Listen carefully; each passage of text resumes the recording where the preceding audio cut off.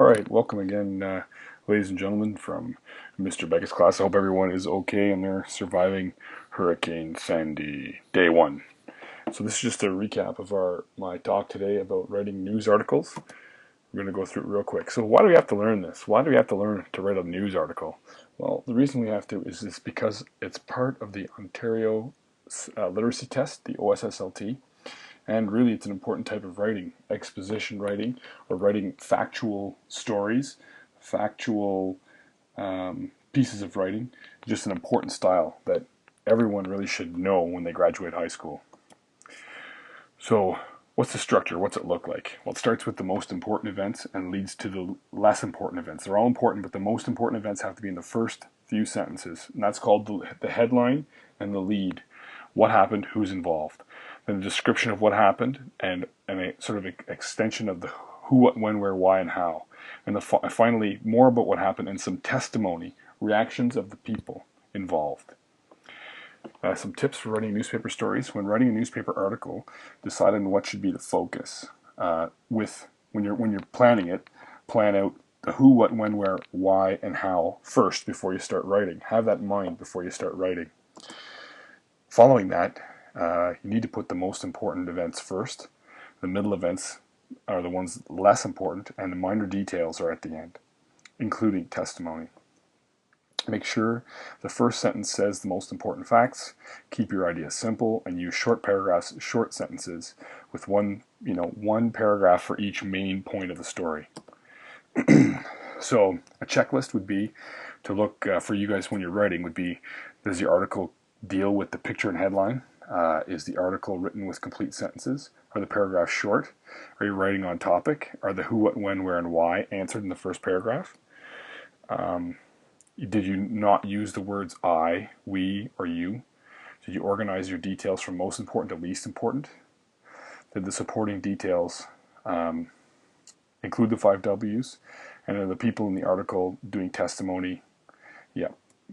So basically, what you're looking at is an inverted pyramid with the most important events at the top and the less important details at the bottom and supporting in the middle. Okay, so let's really quickly take a look at a news story. So here's a story from today. Center of superstorm hits the U.S. coast, U.S. East Coast, and so here's that's the headline, and there's the byline, who it's by, and there's the date line, when it was posted or when it was published. So Atlantic City, New Jersey, Superstorm Sandy slammed into the New Jersey coastline and hurled a record-breaking 13-foot, 43 feet surge of seawater at New York on Monday, roaring ashore after washing away part of the Atlantic City boardwalk and putting the presidential campaign on hold. So in that one sentence, which is a long one, we get to see what, Superstorm Sandy, where, the New Jersey coastline, more what, it was a huge surge of seawater at New York City and New Jersey, and it put the presidential campaign on hold. So we have who, what, where, not really why or how. So why or how would be things that would be more lower as we continue to read the story. Okay, so that just gives you an idea. So we start with the most important details, and of course at the bottom, less things.